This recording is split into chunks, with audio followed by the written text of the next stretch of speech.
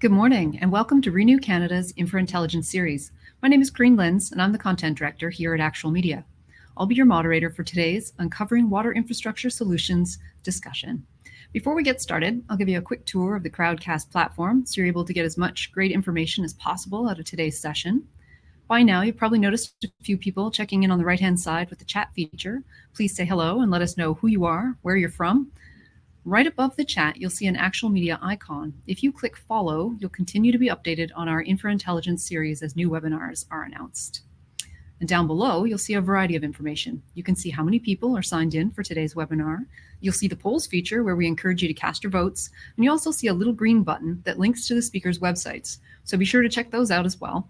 And most importantly is the Ask a Question feature. We don't have a formal Q&A period at the end of the webinar, so I'll do my best to integrate audience questions into the flow of the discussion as they come up. But please don't be shy, ask your questions. There's a good chance others are wondering the same things that you are.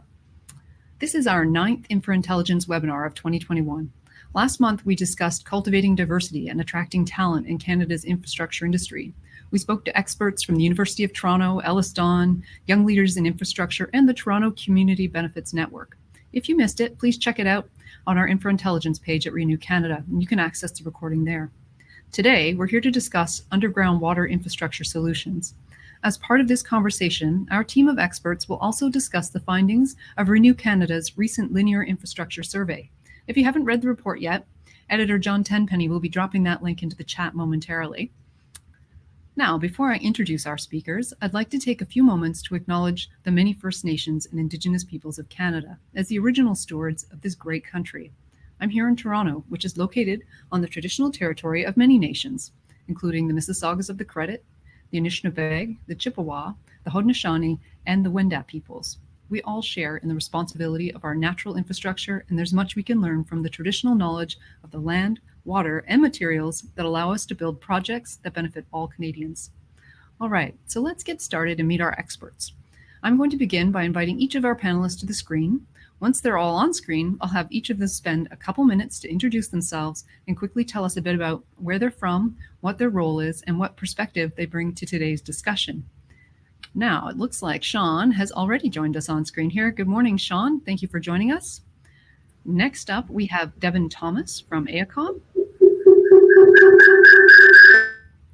And then we also have Nadia Todorova, sorry for saying that so poorly, from the Residential and Civil Construction Alliance of Ontario, better known, I think, as the RCCAO. Welcome.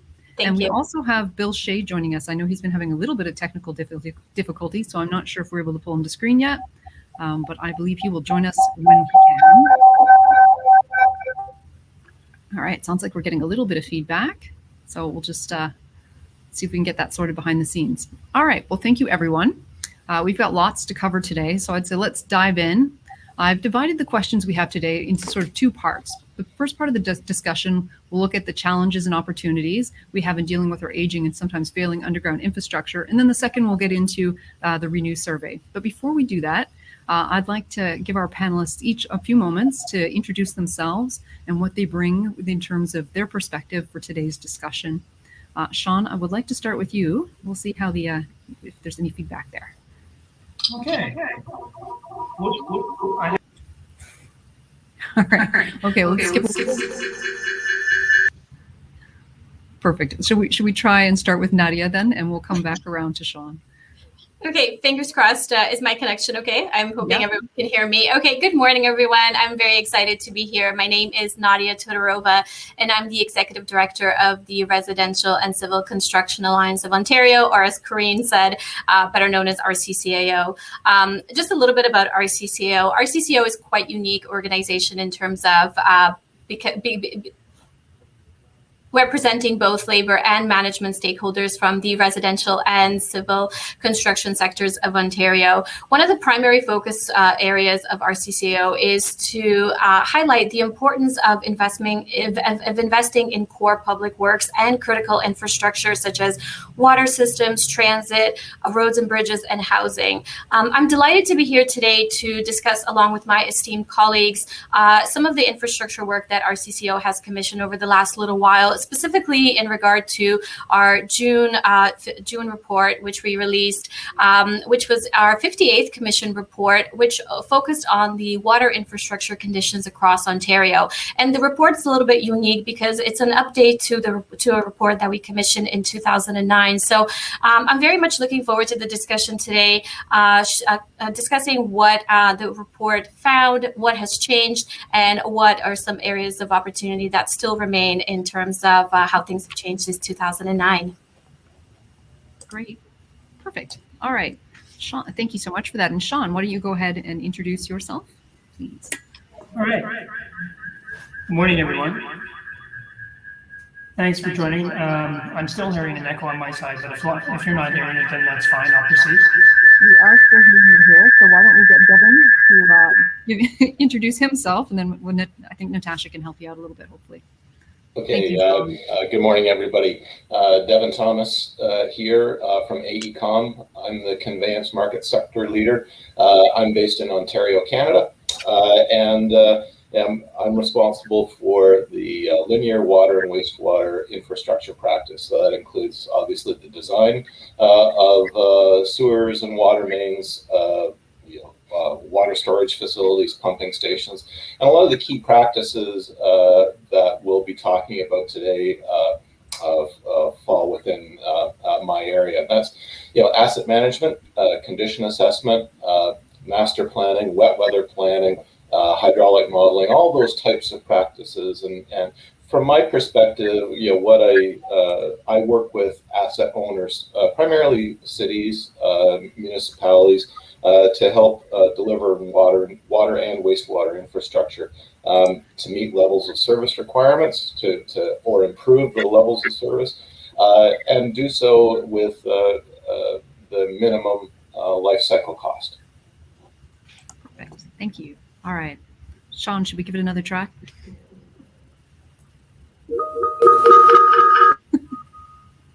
No luck yet. Okay. How's that? Is that better? That is much better. Okay. I think I got a message from my staff genius who figured out what I was doing wrong. So of course it was on my part. Natural. Sorry about that. So my name is Shaun McKaigue. Good morning, everyone. Thank you for coming. I'm a co-founder of FER-PAL Infrastructure. We've been in business since 1986. We've been involved in the municipal water main rehabilitation business since 1990, and we cater to the municipal sector and primarily and only for water main rehabilitation.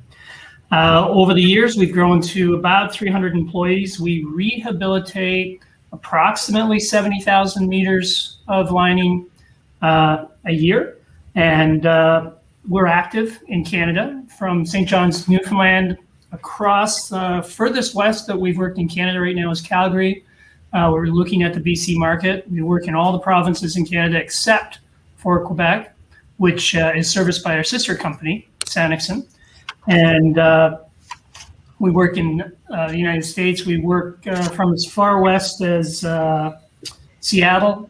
We have projects in Omaha, down to Tennessee, up to upstate New York, and all of the Midwest in between. And we are primarily a CIPP water main rehabilitation contractor, and we're really looking forward to today's discussion. Great. Thank you so much, Shaun. We still have Bill from the City of Toronto trying to join us, but he has not been able to yet. So what we're going to do is we're just going to push ahead, and then hopefully once he's able to join us, we can get him in and give him a chance to introduce himself as well. All right, so the first question I have here for our illustrious panel, I think actually Nadia will probably start with you on this one. So the new study released by the RCCAO found that many Ontario municipalities report an estimated leakage rate of at least 10%. What steps should governments take to tackle this growing problem? As I say, if you'd like to start, Nadia, then we can get the others to jump in too. That'd be amazing. Yeah, no, absolutely. Thank you very much, Corinne. So as I mentioned kind of at the top of the hour, we commissioned the report in June of this year, kind of as an update to the report that we did in 2009 that looked at the state of water infrastructure across Ontario. The report that was released in June of this year was commissioned and was done by Professor Tamil Eldarabi, who is at the University of Toronto Civil and Mineral Engineering department there. And unfortunately, the report did have some worrying findings, as you mentioned. It found that millions of cubic meters of treated drinking water are being pumped into the ground every year across Ontario municipalities because of leaky and broken pipes. As you mentioned, many of the municipalities report an estimated leakage rate of 10%, but the report actually highlights that consultants who did on-the-ground analysis saying that the leakage rate across Ontario municipalities could be as high as 40%. So again, these findings are quite alarming and really reflect the fact that our water infrastructure across Ontario is aging and in dire need of repair. In terms of what the government can do, and this is a bit of kind of the good news story of the report, is that it did find that there has been significant improvement in asset management practices across Ontario municipalities, especially over the last decade. So in terms of what the government can really be focusing on is really staying the course and continuing to provide funds for asset management projects across Ontario municipalities. Another thing that the report kind of suggests that we look at is that providing stable funding to support this kind of nexus of asset, energy, and carbon analysis that provides a bit of a definition on the ROI or the return on investment beyond the financial aspects of asset management. Another thing that we would like to see is funding provided for municipalities to adopt best practices from other jurisdictions, where they be from Ontario or from Canada or beyond that. Another thing that we'd like to see is, some increased focus on lead innovation, which is incredibly important, as you can imagine, in water systems. I think the overall message from the report is that it pays to fix the systems. If we don't look at after our linear infrastructure and infrastructure in general, it really will lead to a myriad of issues, starting from, public health concerns, which, we all remember Walkerton and kind of the fallout from there, loss of service to a lot of these infrastructure assets, and of course, just the resulting in higher premiums for the upkeep of a lot of these infrastructure linear assets. We all know that the more you defer rehabilitation of any of these assets, the expense around that grows, and it can grow to the point where you actually need to repair the asset, replace the asset, and of course, that is the cost associated with that is exorbitant. So the lesson it really is that the most effective and prudent policy is to proactively maintain and upgrade those assets. And one last thing in terms of when we're talking about leakage rates is the cost of that leakage rate, and this is something that the report highlighted, is that residents and businesses are paying 10 to 30% more for water that we do not use. Okay, thank you.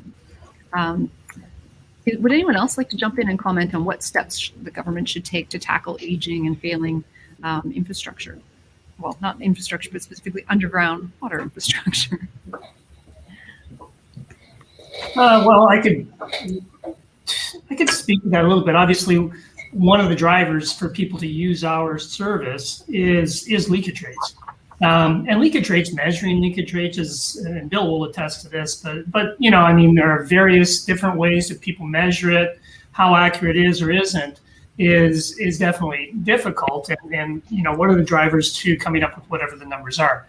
But if we look at it, and the other big problem, obviously, is budget. And how do people recognize, yes, we have a leakage rate. What do we do about trying to fix that? And how do we address it? But it comes back to one of the major issues for my consideration is the cost of the water.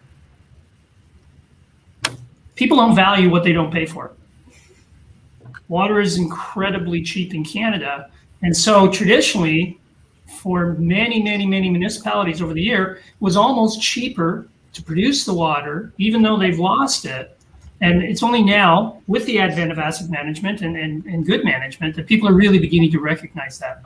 But if you were to actually look at the real cost, what people are paying for water now, what they could easily pay for, and compare it to their cell phone bill, you might find a little more political motivation. Water main leakage is, kind of doubly bad, because not only do you have to treat it and convey it, and if it leaks, well, it's robbing capacity. That would be it for other, normal uses. And then if it leaks into the ground, it often comes back into the sewers as inflow and infiltration, and you're conveying that and treating that back at the wastewater treatment plant as well. So, I think we've got a lot of tools now to inform, leakage and what agencies can be doing to find that right balance of, leakage management programs. Chances are that if you've got old pit cast iron pipe in the ground, you're dealing with a lot of leakage, but there's a lot of good structural integrity there too. So that kind of drives your rehab strategies. It's not just because you have high leakage doesn't necessarily mean you need a full water main replacement program. You can start to tackle some of these things, and I'm sure we'll get into this later in the discussion, with more cost-effective trenchless rehab and repair strategies as well to take care of the leakage, but take advantage of the remaining structural health of the pipe. Great, thank you so much. I'm not sure, Bill, are you there? I know can you hear us? I'm here. Can you hear me? We can hear you. We can't see you, but we can hear you. So maybe not. We can hear you. Oh, I was going to ask you, since we would like to include you in our discussion, so welcome. Could you take a minute or two just to introduce yourself and maybe give us a little perspective on where you're coming from and what you bring to today's discussion? My name is Bill Shea. I'm the Director of Distribution and Collection for Toronto Water in the City of Toronto. My responsibility in the city is I operate and maintain essentially all of the infrastructure outside of the plants in the city, which obviously includes the water mains, but also all the sewers and everything outside of the city. So my perspective on this really is, we have an asset group that would look at how we renew our pipes and what we do, whether we put new pipes in or whether we put lined pipes in. But really, operations are the group that's affected by those choices, and ultimately is the one spending the money running around fixing things. So, I think we have a more unique perspective because we're there in the trenches, and we've been working with Shaun's company for 15, 20 years on this type of technology, renewal technology, and really we see what works and what doesn't work. So it's not on we give a huge amount of input, obviously, to our capital planning group. They always come to us when it comes down to a decision whether or not we're going to use something. So, yeah, I think an operations group perspective of what we do in a municipality and where you're spending your money. Great, thank you, Bill. Actually, the next question I have here, I think it might be coming your way as well. So the study also noted that in Toronto, 16% of the more than 6,000 kilometers of water mains are 80 to 100 years of age, and 11% or more than of those are 100 years old. How is the city managing this issue? And I think you might be uniquely qualified to answer that one first. Yeah. So we're managing it exactly as you might expect, through a combination of realigning our water mains and replacing. So obviously we prioritize the older mains, but one of our main priorities is sort of the number of problems we've had with them in terms of the number of breaks, things like that. So very old water mains that I think everybody on the call probably knows that old cast iron water mains are extremely thick, very thick cast iron, and they can but if they suffer from corrosion, they tend to fall apart all at once. And certainly Shaun can attest to the fact that once he starts digging to fix one of these things, they start popping all over the place. So if you leave them alone, you might be okay, but the reality is we can't leave them alone. There's a lot of digging going on in the city, so we have a comprehensive program of rehabilitating those water mains, and Toronto Water spends on all of our stuff over $1 billion a year in capital replacement, and about, over the last 5 years, over $300 million on just relining. So a lot rehabilitate program and getting better at managing those assets and how we manage them and how we prioritize. Thank you. We have a question here from the audience, which I'm going to slip in before we move on, which Shaun mentioned the value of water and perhaps water rates are too low to pay for effective water infrastructure rehab and replacement. How can municipalities convince citizens to pay more for their water? It depends on who you ask. Not at that one. Do you want me to answer? Yeah. Well, I we do have the say example that of the city of Toronto. Yeah. I'll Go say ahead, Bill. this. So, speaking, obviously, there's not a big appetite politically to say we are arbitrarily going to double your water rates, to give you more incentive to save water. That doesn't happen in politics. I'm not giving you my opinion on that. I'm just telling you politically what will generally happen. I mean, having said that, to increase funding for our repairs and to save more water, we have put in substantial increases over the last 10. In fact, we were adding 10% per year over 10 years, essentially. So we're always raising those rates to match our capital program. So all that money goes back into capital planning and capital upgrades. So that in and of itself is happening, but Shaun's correct. I mean, in an area where water is so cheap, that doesn't tend to be a high priority. We obviously look at that, but I'll give you an example. If I have a bucket of money to spend on looking at leaks in the system, which in our case might be 10 to 15%, let's say, or doing something else that is a much higher priority, I'm going to do the other thing. And because quite frankly, those are the operating remains, working on those types of things that where leak is not great, but at the same time it's not having a huge impact on our budget or the cost to water to our residents. So that's a difficult one, and I think that every municipality that has cheaper water would be their boat. Not to say that we don't care about water leakage, we absolutely do. And we have a comprehensive program looking at it. I have a dedicated group, in fact, that looks simply at water loss to the city water.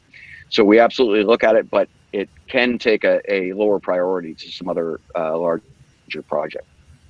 And I think you have to recognize that you have an intersection here between politics and good management. And from a political point of view, people have a 4-year window. I won't mention names, but we have a customer in Western Canada where the municipality has been very successful and very proud of the fact that they have not raised water rate in God knows when, 20 years. God bless. But they're now at a point where the water system is exploding under their feet. And the previous mayor to this was at a point where he had to introduce the idea of a surcharge for businesses as much as $30,000 for a small municipality, and it's $10,000 for each individual to help to try and rehabilitate the water main. Now, obviously, he's no longer the mayor, but the water main has not magically fixed itself, even though politically he's lost his job. So these are the intricacies that occur, and unfortunately, how do we manage this well? And where we do have political view, which has a short window, asset management, which must look at it in a much longer way.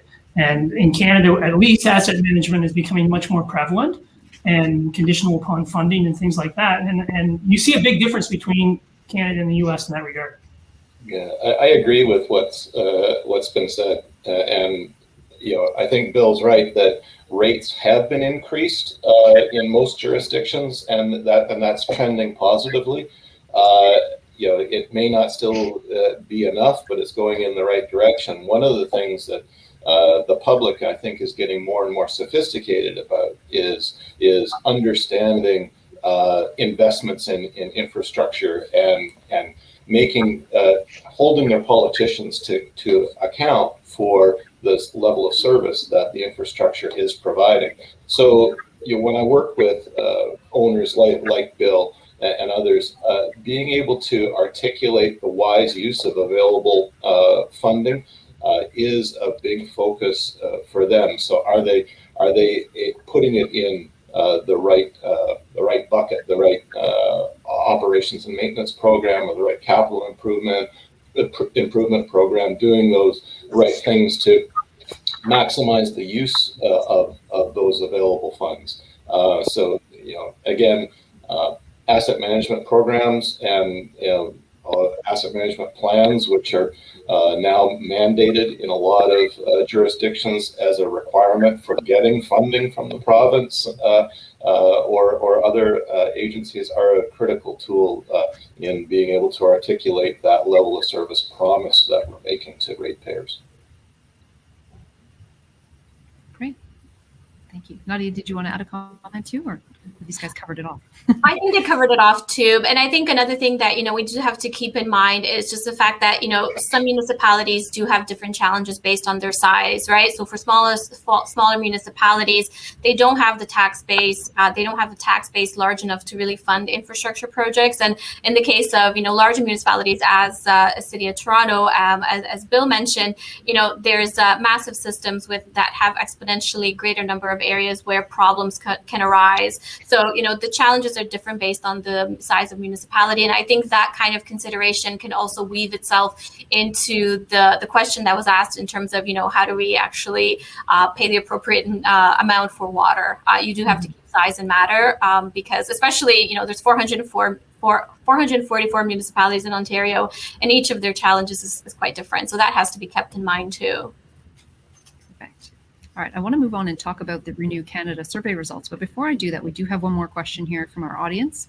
And it seems a little related, actually. So I wonder if commentators would comment on the water infrastructure or on the water infrastructure of reserves and remote communities. I know we've been talking a lot about Toronto just now, but I think remote communities as well. And Shaun, maybe this is something, since I know that you've been dealing across Canada quite a lot. It's a very difficult question. Years ago, I actually ended up, some people asked me to look at some systems in a couple of remote communities. And there's much of the difficulty that, and some places run their systems really well.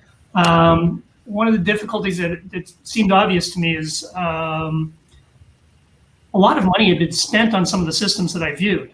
It's just the actual operation of it was difficult, and there were challenges in that regard. And so just throwing money at a problem isn't necessarily just is the only solution. To ensure that we are able to equip communities to maintain and operate those systems is also a pressing matter, and not an easy thing to overcome easily. And it's going to take some real attention to that matter, and it really will. And another challenge is also one of the things that I noticed there. It's the funding, and it makes it difficult from I'm a businessman. From a businessman's point of view, how you get paid, there's a difficulty there as well. Without getting into it, it can be challenging, and it also can be give people pause. And also these are remote areas and very difficult to service. So a lot of issues there, but certainly something that we should all work really hard to solve, because it is a sin, a true sin. Thank you. All right. Okay, so let's switch gears a little bit now. So Renew Canada's recent survey revealed that when working with municipal clients on linear water infrastructure renewal projects, respondents most often recommended a roughly even split between full open cut replacement and trenchless excavation solutions. What are you experiencing out in the field? Are the municipalities making procurement, or how are municipalities making procurement decisions for their drinking water infrastructure? Maybe, I don't know, Devan, would you like to start on this one? Sure, I'll start, and I'm sure others will jump in. I think, I don't know if it's I'm 50-50 split or anything like that. I'd like to think that the right mix is what agencies are doing, and that's usually driven by the condition of the existing infrastructure, what it needs. Is it capacity related? If the pipes need to be upsized, you're probably not doing a rehab program. You're going more to replacement. More and more, though, the agencies are looking to minimize surface disruption. The rehab technologies is getting more cost effective, and so providing a greater incentive to do trenchless than what was otherwise available. But I think the main thing that is going to drive that mix of rehab versus replacement is doing that condition assessment program up front, knowing what the health of the pipes actually are and what the viable technologies are to rehabilitate them if you can, and replace them if you have to. And there's good guidance in the industry now too, and draw everybody's attention to the AECOM manual M77. That's the condition assessment of water mains. And in particular, I'd say Chapter 15, the assess and fix approach, is really promising. And that, in a nutshell, means you're targeting the right rehab strategy for based on the condition of the pipe. So getting more of the data-driven decision-making capabilities in organizations is what I'm seeing. That's great. That's interesting. Who'd like to jump in? From my perspective, I thought that was a fantastic response. I can't say that I would believe that it's actually been translated into the market. I mean, obviously, our business is growing, we're doing well, but according to that, we would be like $1 billion company, which we're not. We want to be, don't get me wrong, but I don't think that I think that was, but it does show an attitude, which I think is fantastic. I think it's really encouraging that we're seeing the engineering community really turn towards embracing different types of technologies, not just the one that we're employing. We're certainly not the answer to everything, to your point. But I think it's really great. And I think it's beginning to show perhaps a culture change, which we're beginning to see throughout the industry, where we're all becoming just a little bit more aware of how we could spend our money wisely, and also how we could care for our environment just a little bit more. And I think that maybe is showing a culture change. And I think that is really encouraging. As a bit of an old hippie who's always selling, I'm always talking about greenhouse gas emissions and, helping out our environment. And if we're seeing, the engineering community begin to embrace that view, I think that's fantastic. I'd like it to be translated perhaps to the customer, putting out more contracts in that regard, but it does show that maybe that's the way we're going to go. Nadia or Bill, would you like to jump in on that too? I think Bill is probably more appropriate on that one. Yeah. So, very interesting topic. So I think the other two gentlemen have covered a lot of the points. So really, this is how I see, and one of the reasons that Shaun doesn't have $1 billion company yet on it. So I think on paper is kind of a no-brainer, from a municipality standpoint. It's faster. There's no engineering required for the most part. It's up to the roadway. It's cheaper. And, again, other than wanting to upgrade the size of a water main, and that happens obviously in every municipality, especially in the city of Toronto, with growth, you're going to have to upgrade. And so you're not going to be renewing there, you're going to be replacing.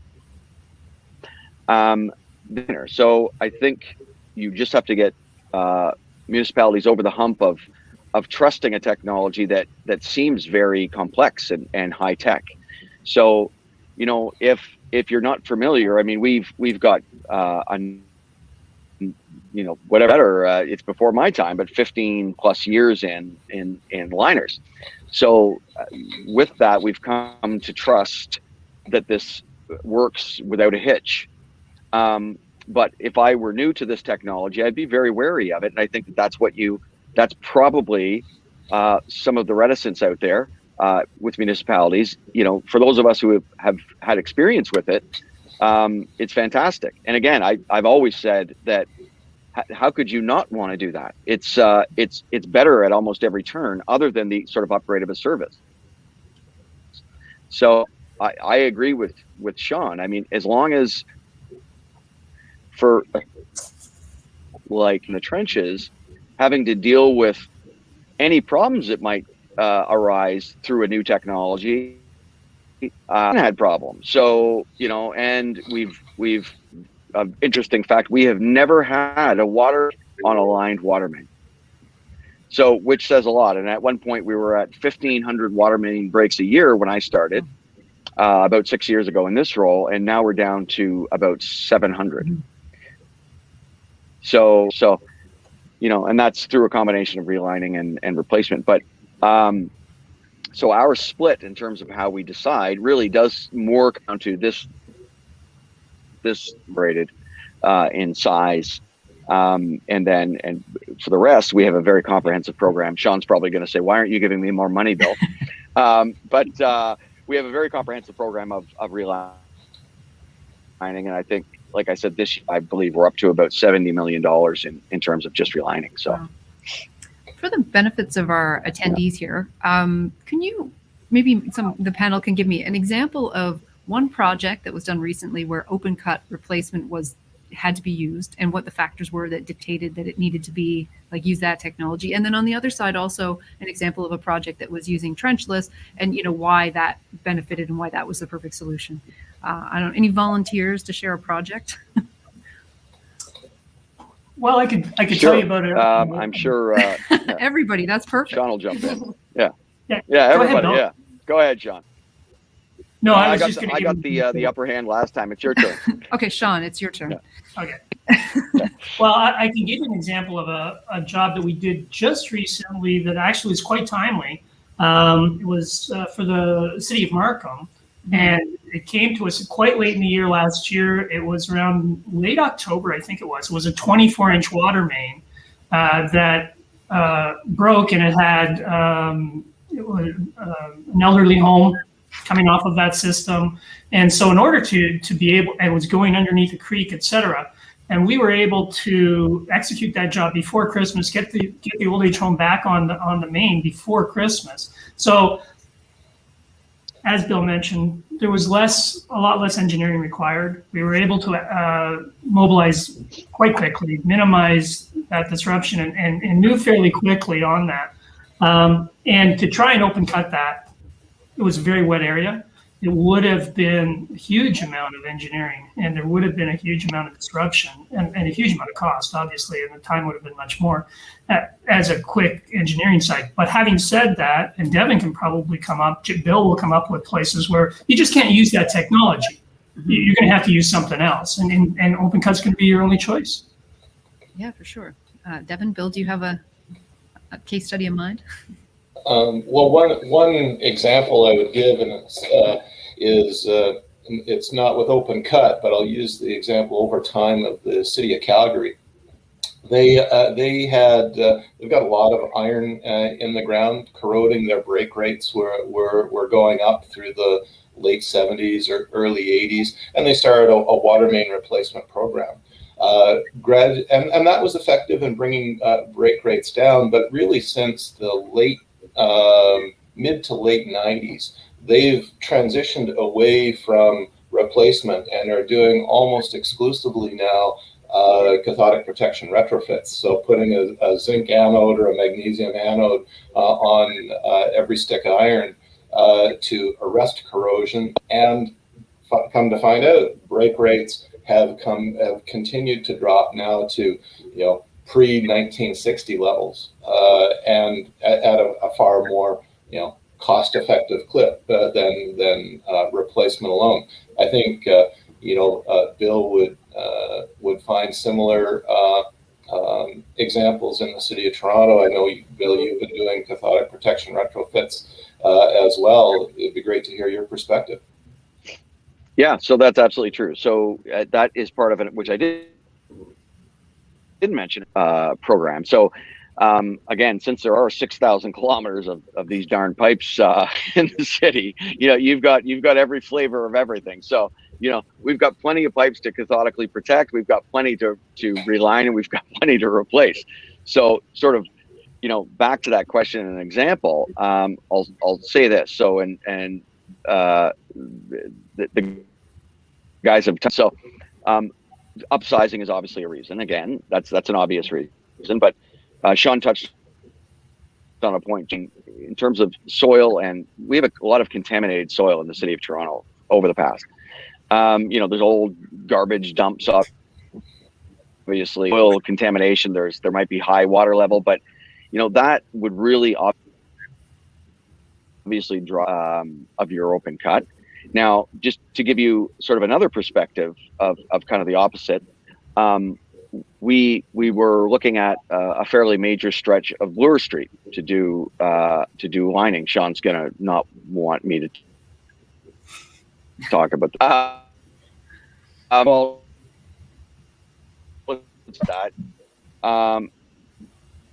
Now, other scenario, obviously, open cut would be far more disruptive than lining. But what ended up happening was, and going back and forth with Shaun's company and our consultants and all the rest of it, the complexity around bypasses and things on the street just got way out of whack, and it would have cost Shaun a lot of money to settle. And we at that point felt that it wasn't just the money, the complexity and some of the liability around crossing sidewalks, things like that. That is extra, and I think that's probably, and Shaun can correct me if I'm wrong, I think that's the only time we've kind of made a switch, because the cost, complexity, and liability, got to the point where we thought, no, we're just going to have to bite the bullet here. But again, like I said, the criterion there really is more around if you're upsizing or not, and really things like how deep a water main might be or soil conditions, things like that. So all of those final costs doing a job. Great, thank you. Switching focus again a little bit. So looking at the results of the survey again, I was surprised to discover that many linear wastewater replacements and rehabilitations still occur because of the clogs, caused by fats, oils, greases, and flushable wipes. Has there been progress on this front? I mean, it seems like the kind of thing that with education, we should be able to avoid, but, where are we at? Is there progress on these fronts? So that's probably for me. They're popular guys today. I've had my hand in the sewer. I'll get in there and pull out a big glump of grease. So I've experienced it firsthand. So in terms of fat, oil, and grease fog, we a couple of years ago started a comprehensive campaign around that in bus shelters and on television, on media, to bring awareness to this. We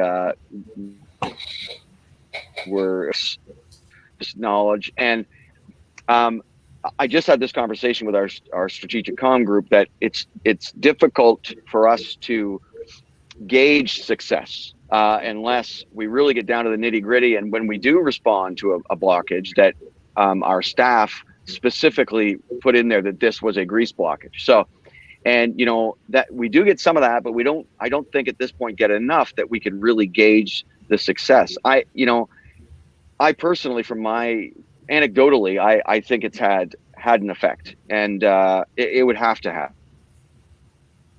I mean, so there's been a lot of work around these flushable wipes and how they're not flushable, and there's been a lot of adding around stop pouring your grease down the drain, and we've noticed that for sure in neighborhoods with a lot of restaurants or areas that are more prone to getting grease in the sewers, that once we've sort of put this education campaign out there, it's reduced. So it's improving, and we're going to continue educating the public on that. Yeah.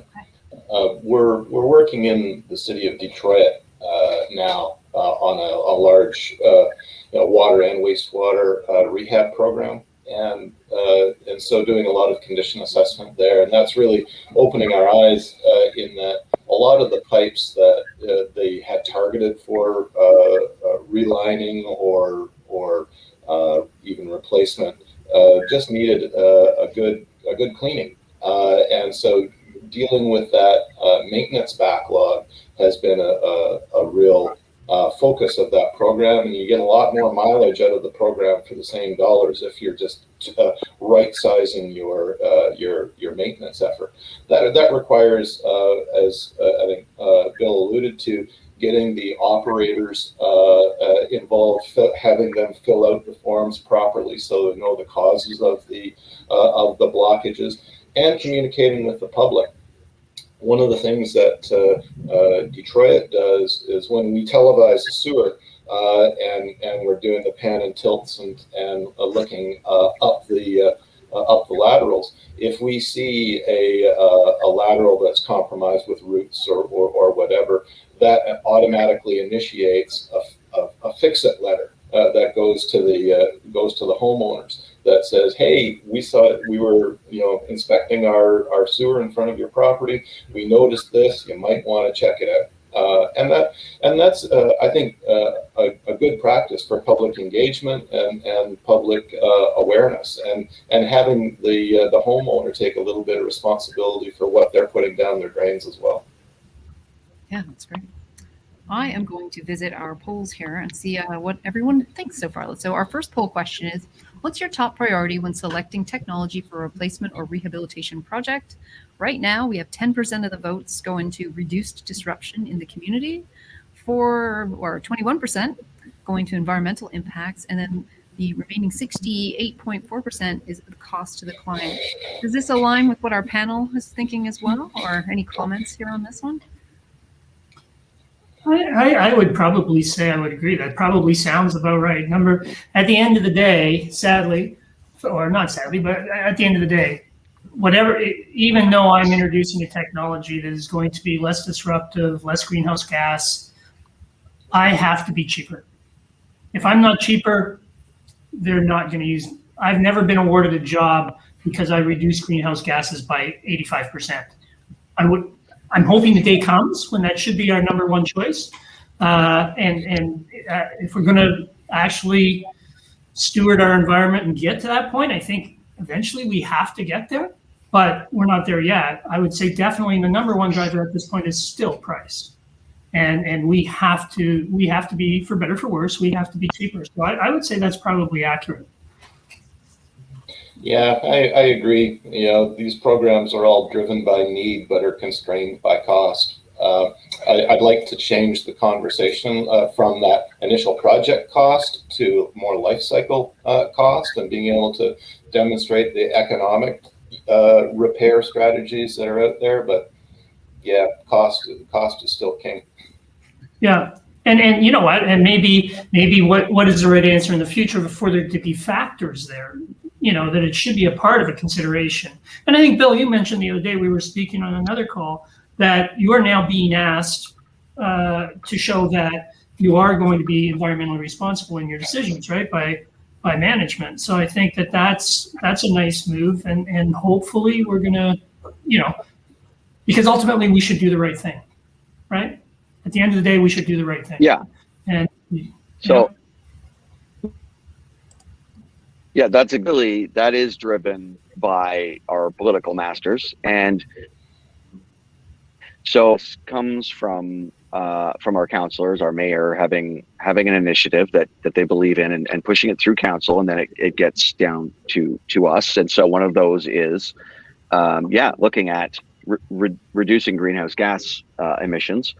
As well as, just in line with that, obviously saving energy, things like that. So more and more our projects and our decisions have to focus on those things, which is obviously a really good thing, because, really when it comes down to just the project, Shaun's obviously exactly right. It comes down to cost. All municipalities go for the lowest cost. It's built in. That's the way it is. And I would say probably none of us, because that's not always, we all know. So, but that's the way it is. So we do have to as well. But when there's other factors in there, Obviously, you're going to, this is my low-tech solution. We're going to consider those, and that will be factored into what the lowest cost is, that it has this, and this criterion, obviously. And some of those are things like greenhouse gas emissions. So that's definitely changing, and will change more for sure. Excellent. You guys, it's like you've got a script or something over there, because I was just going to get into all the environmental stuff. Actually, and that was probably the main highlight, I would say, of the survey that Renew Canada did. In summary of the findings was the emphasis on in the environment. So the question I have for you is, when contemplating linear water infrastructure projects, are municipalities actively considering the environmental benefits and/or impacts of technology when selecting a method of replacement versus rehabilitation? I think we've touched on that a little bit, but maybe we can emphasize the benefits a little bit more in terms of what's driving the decision from an environmental perspective, and what are the impacts from one or the other. And I know we've talked a little bit about GHG emissions. It's an opportunity to dig a little deeper. Yeah, I think a little bit. Perhaps I'm repeating myself, but I think that. But again, this is an intersection again of politics being positive in this regard, where people are, beginning. The community at large really does believe that we should be doing something good for our environment, and we should be thinking that way. Recognizing, though, culturally, for all of us old guys who've been around forever, it was always price. That was the driver, right? And it should be. There needs to be great value for the dollar. There's no doubt. But I think we're beginning to see a bit of a change, and I think it's very encouraging. The response that you got from your poll, I was staggered at the number, frankly. I'm not sure I'm seeing it reflected in reality, but that's a good thing. And I think as we get older and we start to think about our children and our grandchildren, I think eventually we'll start making the right decision. And I think that, but it's a very encouraging response, I think. But Devan, and from your perspective, do you see that? I think. I think we've always considered, or at least in the last 20 years, considered triple bottom line approaches and the environment along with the economics.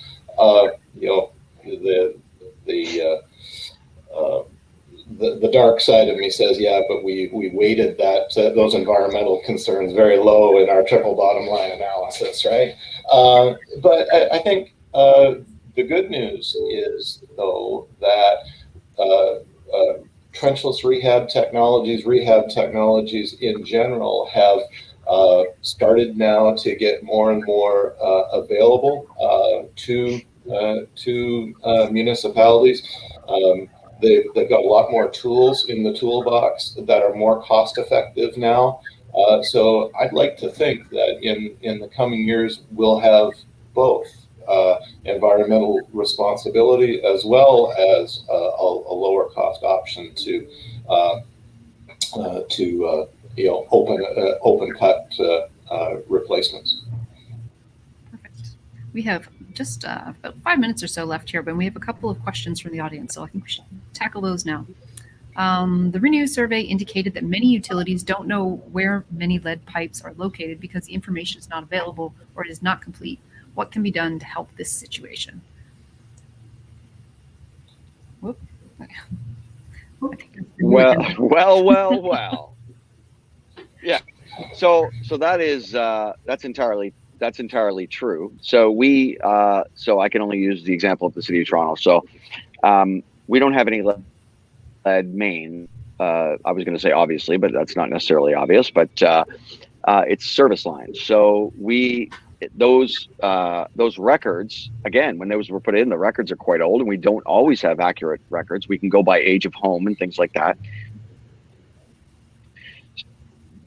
What we end up doing is doing a lot of assuming. So we started, I know we have a lead replacement program, very comprehensive. We've been working at it now for about 10 years, and lead service replacement. So I think we estimated we were at about 60,000 services of the 500,000 plus or more services that are out there. And, we do have some records, but really that's assuming based on age of properties and things like that. So on top of that, when we have content to do these water main upgrades,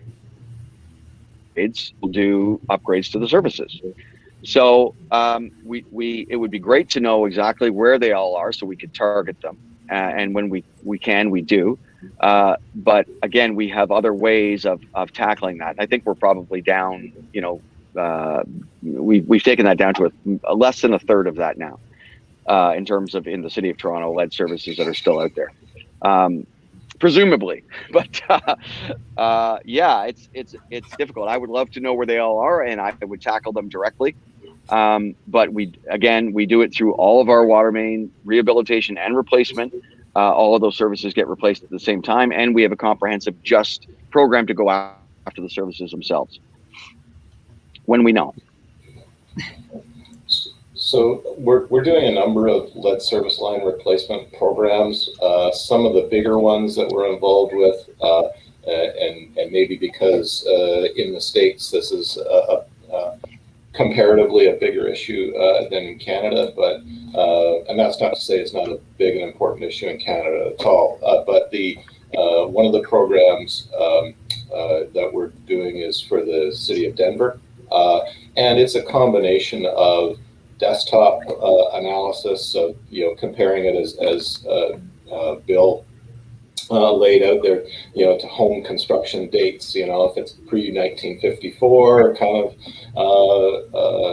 or looking at, but in comparison, Chicago, they installed lead up into the early 70s too. So you have to look at the demographics of the area, and there are a few tools that we are using currently, in addition to the desktop assessment, some AI tools to help assess the likelihood of lead, and then of course following that up with pothole and vacuum excavation to confirm it, and training the models over time. If anybody wants to shoot me their contact information, I can get you the details on the Denver program and some of the tools we've been using there. University of Michigan, with Flint and other places, they've developed some tools for predicting the lead service lines as well. Fantastic. We have about 3 minutes left in our conversation today. And what I would like to do is give each of you, 30 seconds to a minute to kind of go around your final thoughts from the day, in terms of, the priorities that we need to have going forward with underground infrastructure solutions. It sounds like environment's going to be a popular one. With that in mind, I think maybe I'll start with Shaun. Okay, well, obviously we're a company that is invested obviously in linear water infrastructure. That's all we do, and of course we work across Canada, across the U.S. So we get the opportunity to see pluses and minuses everywhere, and you do see some real wins over the years, because I've been doing this a long time, and I am seeing this change, which is great. The view towards the environment, which is very positive. I think it's fantastic. But one of the major things that I have seen implemented in Canada, which is making a difference, is the insistence on the Canadian side to ensure that asset management is used. Now, we go to different municipalities. Everyone is, to your point, all these different municipalities are different sizes, so they're different levels of sophistication. But the fact that asset management at all is being used, not always listened to perhaps, but always used, I think it's a big step forward, and I think it's moving Canada, and as far as it goes, into a much better place than it might have been 20 years ago. I think it's very positive. Fantastic, thank you. How about you, Devan? Yeah, just building off what Shaun was saying there, embracing asset management principles and processes into our decision making and planning, bringing together the O&M considerations along with just the capital for a more complete view, and really driving our decision making with real world data, doing those condition assessment programs, so you know what you're sitting on, the risks you're sitting on, and developing your programs appropriately, and hopefully cost effectively. That's the way that I see the industry going, and it's, in my view, it's the right way. All right, Nadia? Absolutely. I really enjoyed this conversation. I think this was a great forum to really trade some best practices. And, I'm very happy to see the fact that asset management has made such a progress in Ontario. I think as Bill and Shaun, as Devan mentioned, it's such an imperative piece of this puzzle to make sure that linear water infrastructure is rehabilitated and looked after in a proper way. I think, in terms of just reiterating the fact that it's so important to do rehab in a timely manner, using asset management practices to make sure that linear water infrastructure is looked after properly in a timely way, because it is such a crucial piece of the infrastructure that Ontarians rely on. So, this is going to continue to be a topic of interest for RCCAO, and I look forward to coming back in a few months to discuss a new report that we're potentially working on this issue. So, look forward to that. Great. Thank you so much. All right, Bill, bring us home. So bring us home. So fantastic discussion. I could go on for hours, as you can imagine.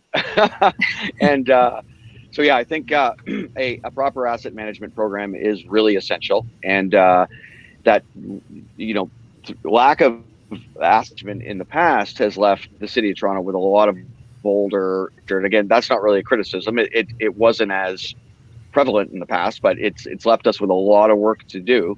And in doing that work, you want to look at all the criteria. You want to look at the environment. You want to look at cost. You want to look at simplicity, and you want to look at customer service. So all of those things combined, you choose your best option. But again, I think that it's fabulous that we're finally attacking this, especially the City of Toronto, and really going hard on it. And yeah, just for those things like environmental concerns. So yeah, great topic. Like I say, I could talk about this all day, but I won't. Thank you. So thank you to all of our panelists, and thank you to today's sponsor, Ultra, and a big thank you as well to all of our attendees. These webinars would not be possible without all of your support. Join us again on October 28th for our next InfraIntelligence discussion that will take an in-depth look at what's driving electric vehicle infrastructure. We've actually got a really great panel lined up for you already. We got Ryan Robson from Deloitte, we've got Stephen Beattie from Toyota Canada, David Adams from Global Auto Manufacturers Canada, and Kara Clareman from Plug and Drive. If you follow Actual Media up at the top of your screen, you'll automatically get a notification for our upcoming webinar. So thank you again, stay safe, and we'll see you next time.